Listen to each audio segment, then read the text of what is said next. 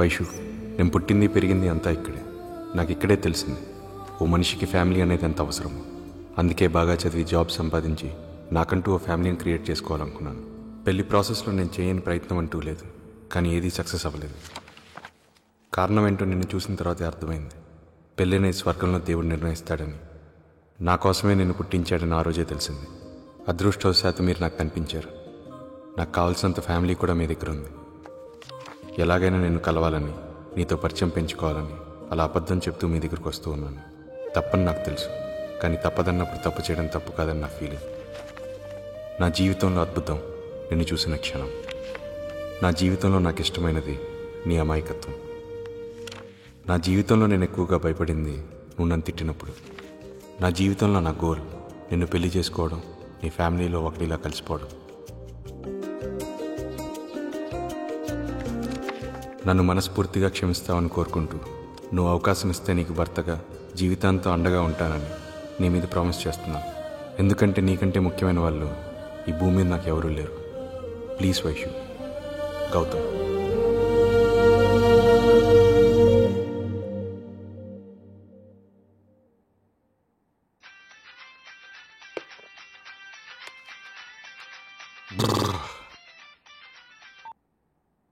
Hello. Hello, నేను వైషుని. పేరు వచ్చిందిలేండి. ఏం చేస్తున్నారు? కొత్తగా అడుగుతారేంటండి? లవ్లో ఫీల్ అయినోడు ఏం చేస్తాడు? చల్లగా బీరేద్దాం లేదా 2 పెగ్గులేద్దాం అని ఆలోచిస్తున్నాను. అయ్యో, మందు తాగితే హెల్త్ పాడైపోతుంది కదండి. మీరే లేనప్పుడు ఈ ఎద వెళ్తుంటే అంత పోతే అంత. ఎవరిని ఉద్ధరించడానికిలేండి. గిఫ్ట్ చూశాను, బాగుంది. అమ్మాయిలకి ఏది ఎప్పుడు నచ్చుతుందో ఎవరికి తెలుసులేండి. ఎనీహౌ, ఫస్ట్ టైం పాజిటివ్గా రెస్పాండ్ అయ్యారు. మీతో కొంచెం మాట్లాడాలి. రేపు కలుస్తారా? ఆన్ ది స్పాట్ వచ్చేస్తే మీకు ఏమైనా ప్రాబ్లమా?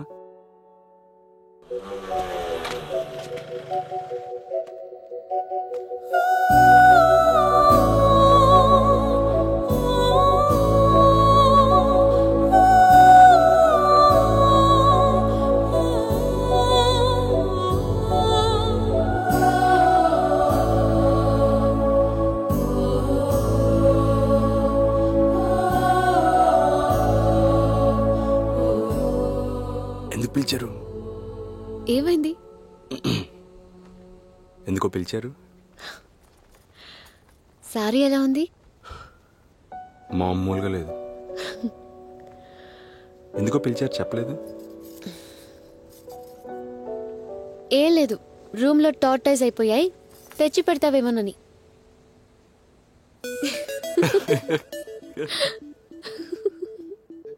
Okay okay, thank you sir. ఇప్పుడే బయటకు వస్తున్నా. ఇలా చిన్నదానికి పెద్దదానికి కొట్లాడ పెట్టుకుంటే మనం థియేటర్ మూసేసి కళ్యాణ మండపం పెట్టుకోవాలా? పద. చెత్తది వల్లారా. అలా తిట్టపోతే మీ నాన్న ఎమ్మెల్యే కదా, ఒక ఫోన్ కొడితే అందరం వెళ్ళిపోతాం కదా. నోర్మి, ఏమని చెప్పాలి? కొంతమంది దరిద్రులతో పోలీస్ స్టేషన్కి వచ్చాను, బొక్కలో వేసారని చెప్పాలా? ఎక్కడో కొడతారు. మీ నాన్నకి అదే పనే, ప్లేసులు చూసి కొడతాడా?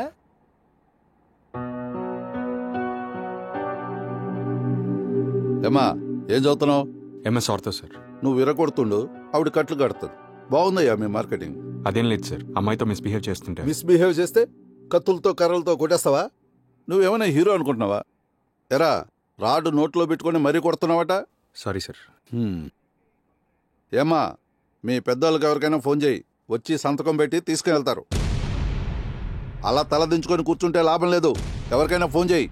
ఆ అమ్మాయికి ఎవరు లేరు సార్. ఎవరు లేకపోవటం ఏంటి? లేరు సార్. అరే, ఎవరో ఒకరు ఉంటారు కదా.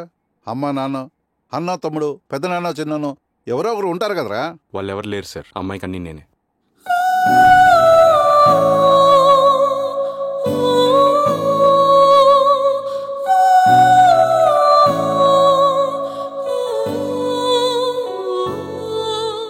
నిజంగా ఎవరు లేరు, నమ్మండి సార్. ఇది నా ఐడి కార్డ్. ఇక్కడే సాఫ్ట్వేర్ ఆఫీస్. మీకు ఏ ప్రాబ్లం వచ్చినా నాదే రెస్పాన్సిబిలిటీ. సాఫ్ట్వేర్ రౌడీ అన్నమాట. కానిస్టేబుల్, దీన్ని జెరాక్స్ తీసి మన రికార్డులో పెట్టు. నువ్వు చూస్తే సాఫ్ట్వేర్, అమ్మాయి చూస్తే డాక్టర్. మీకెందుకయ్యా చిల్లర గొడవలు? బుద్ధిగా ఉండండి, పోండి. Thank you sir.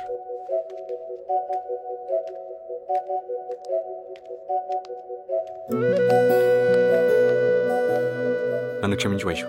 మీ పెద్దవాళ్ళకి ఇదంతా తెలిసి స్టేషన్కి వస్తే బాగుండదు కదా, అందుకే అలా అబద్ధం చెప్పాను. నాకైతే వెనక ముందు ఎవరు లేరు. ఏం జరిగినా పర్లేదు, నా వల్ల నీకు మాత్రం ఏ చెడు జరగకూడదు. నీకు ఇచ్చిన మాట ప్రకారం ఇంకెప్పుడు కనిపించను. వెళ్ళండి.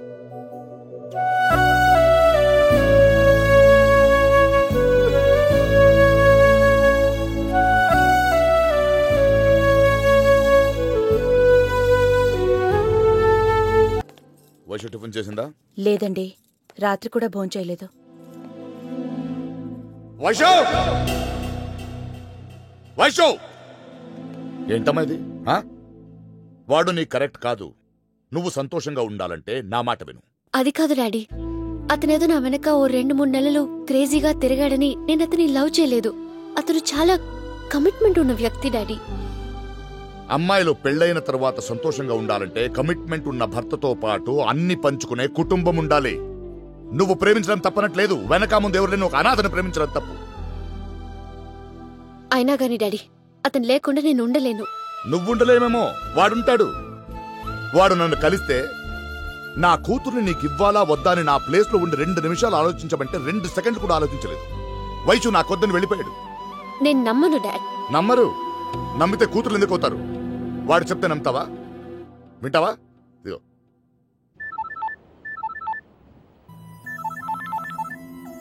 హలో. ఎరా, నువ్వు నాతో చెప్పావే, అదే మాట వైషుతో చెప్పు. విను. హలో, స్పీకర్ ఆన్ చేసి మాట్లాడు, లేకపోతే వీళ్ళందరూ నన్ను విలన్ అనుకుంటారు. చెప్పరా. హలో గౌతమ్. వైషు. ఏంటి డాడీతో అలా అన్నావంట? నిజమే వైషు. నీకేమైనా పిచ్చా? ఏం మాట్లాడుతున్నావు? మీ నాన్న చెప్పింది నిజమే, ఆయన మాటిను. అంటే అంటే ఏం లేదు, నీకదే మంచిదంటున్నాను.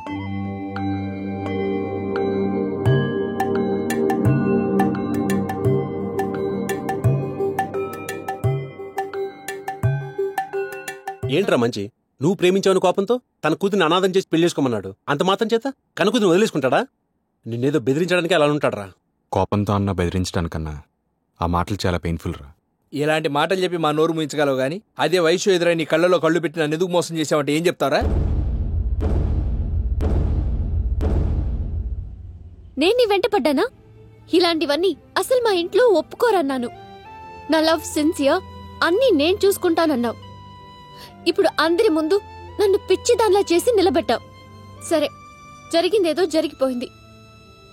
నువ్వు లేకుండా నేను ఉండలేను. పద, ఎక్కడికైనా వెళ్ళిపోదాం. తర్వాత అన్నీ అవే సర్దుకుంటాయి. రే, చెప్తుంది నీకే, నన్ను లేపుకుపోరంటున్నాను. అలా రాయిలా నిలబడతావేంట్రా? లేపుకుపో లేపుకుపో లేపుకుపో అంటే ఎక్కడికి లేపుకెళ్ళాలి? నేను ఒక్కదానైతే లేపుకెళ్తాను, నీ ఫ్యామిలీ మొత్తం ఎక్కడికి లేపుకెళ్ళాలి? అయినా నాకు కావాల్సిన తప్పక సర్దుకుపోయే రిలేషన్స్ కాదు వైషు.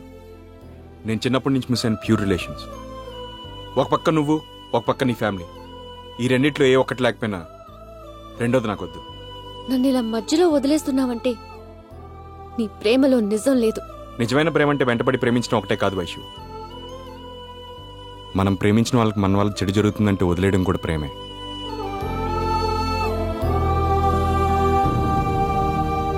బొబ్బిలి గ్రామ కాపురస్తులు శ్రీ రఘుపతి నాయుడు గారి కుమార్తె చిరంజీవి లక్ష్మీ సౌభాగ్యవతి వైష్ణవిని లండన్ గ్రామ కాపురస్తులైన పంతులు గారు, లండన్ అనేది గూడెం, తండ, గ్రామం లాంటిది కాదండి, అదో పెద్ద సిటీ. క్షమించాలి, అలవాట్లు వచ్చేసింది. మరి ఇలాంటివన్నీ చూసుకోవాలి. లండన్ వాస్తవ్యులైన శ్రీ రామ్మూర్తి గారి ఏకైక కుమారుడు చిరంజీవి రవికిచ్చి వివాహం జరిపించుటకు పెద్దలు నిశ్చయించినారు.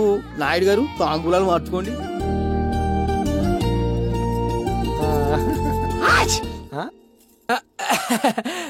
చిచే, వాటర్ చేంజ్ అండి, చిన్న ఇన్ఫెక్షన్. మీరు కానీ మీరేం పట్టించుకోవద్దు. అయ్యా, లగ్న పత్రిక చదువుతున్నాను వినండి. స్వస్తి శ్రీ చాంద్రమాన శ్రీకరనామ సంవత్సర శ్రావణ బహుళ నవమి శనివారం అనగా 26/8/2011 ఉదయం 7:15 మూలా నక్షత్రయుక్త తులాలగ్న పుష్కరాంశ సుముహూర్తమున చిరంజీవి లక్ష్మీ సౌభాగ్యవతి వైష్ణవికి చిరంజీవి రవికి వివాహం జరుపు పెద్దలు నిశ్చయించినారు.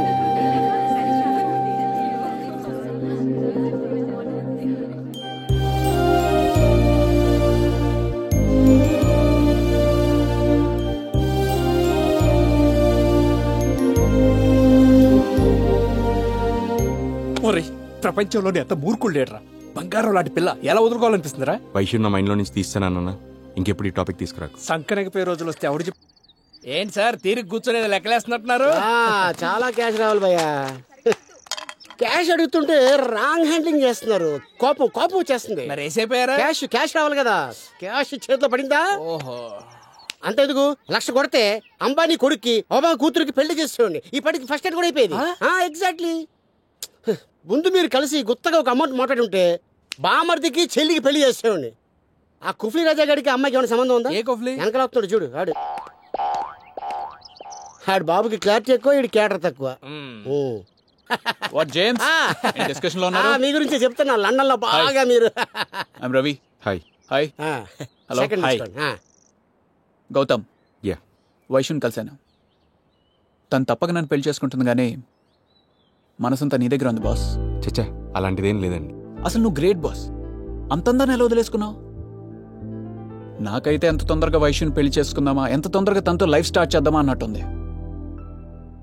ఈ హ్యాపీ మూమెంట్స్ ని ఎలా ఎంజాయ్ చేయాలో అర్థం అవట్లేదు. ఇండియా అయిపోయింది. అదే లండన్ అయితేనా had kick ass bachelors party ఎరగదీసి ఉండేవాడు. ఏంటి లండన్ ఇండియా అంటాను? నీకు ఓపిక ఉండాలి గానీ అక్కడికంటే గొప్పగా ఉంటది ఇక్కడ. నువ్వు భోగాపురం గురించి విన్నావా? లేదు. లేదా? ఏ? నేను తీసుకెళ్తాను. సాయంత్రం 2 పెగిలేసి ఉండు. చెత్త కట్టు కుక్కలా రెచ్చిపో.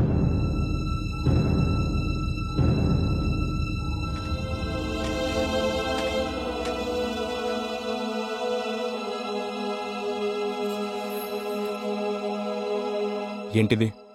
ఇంట్లోంచి వచ్చేసాను. పద, ఎక్కడికైనా వెళ్ళిపోదాం. ఎక్కడికి? ఎక్కడికైనా. Please Gautam, please. నేను చాలా ట్రై చేశాను, నా వల్ల కావడం లేదు. వేరే వాళ్ళతో నేను బతకలేను. సారీ వైషు, నాకు అలాంటి ఇంటెన్షన్స్ లేవని నీకు ముందే చెప్పాను. ప్రేమించేటప్పుడు లేపుకెళ్ళిపోవడాలు లేచిపోవడాలు చాలా ఇంట్రెస్టింగ్ ఉంటాయి, కానీ పెళ్ళైన తర్వాత జీవితం అందంగా ఉండాలంటే ఆ పెళ్లి జరిగే విధానం మీద ఆధారపడి ఉంటుంది. పిచ్చిగా మాట్లాడుకో. నాకు తెలిసింది ఒక్కటే, నచ్చిన వాడిని పెళ్లి చేసుకున్నామా, వాడితో కాపురం చేశామా, జీవితాంతం భర్తతో పిల్లలతో హ్యాపీగా ఉన్నామా లేదా, అంతే. ఎవరికోసం ఇష్టం లేని వాడిని పెళ్లి చేసుకుని చస్తూ బతకలేను. మీరైనా చెప్పండి వీడికి. వీడేం మిస్ అవుతున్నాడో వీడికే అర్థం కావట్లేదు. ఇన్నాళ్ళు ఫ్యామిలీ ఉన్న అమ్మాయి దొరకలేదన్నావు, ఇప్పుడు దొరికింది కదా, తీసుకెళ్లిపోవచ్చు కదా. ఎవడో కోరికేసుకుంటాడు ఏదో అన్నాడని నువ్వు బాధపడుతూ తను ఎందుకు బాధ పెడతావు? వైషు, నువ్వు బయలుదేరు. వీడు ఎందుకు? ఎవరిదిరా బాధ? ఎవరిది బాధ అంటే ఏంటో తెలుసారా మీకు? మనకు ఊహ తెలిసేసరికి మన చుట్టూ నాన్నే వాళ్ళు ఎవరూ లేకపోతే ఎలా బతకాలరా అని ఒక భయం కలుగుతుంది చూడు, దాన్ని బాధ అంటారు. మనకు తెలిసిన 2-3 మనల్ని పలకరిస్తే ఎక్కడ అల్లుకుపోతామని చెప్పి మొహం తిప్పుకొని వెళ్ళిపోతుంటే అప్పుడు మన మీద మనకు అసహ్యం కలిగి దీని అమ్మ జన్మ అనిపిస్తుంది చూడు, దాన్ని బాధ అంటారా.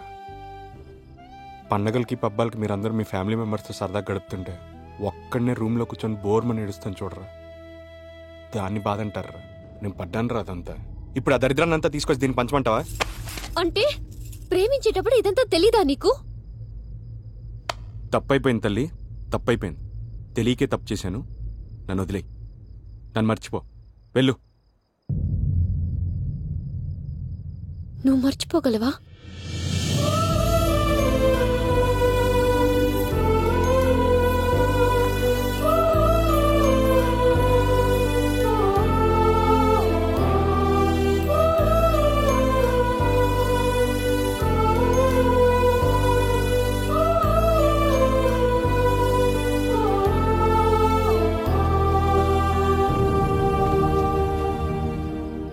ఏంట్రా ఇది? మేము వద్దు వద్దు అంటే నువ్వే ఈ ఊరు తీసుకొచ్చావు. ఈ మాట చెప్పడానికి ఇంత దూరం రావాలారా?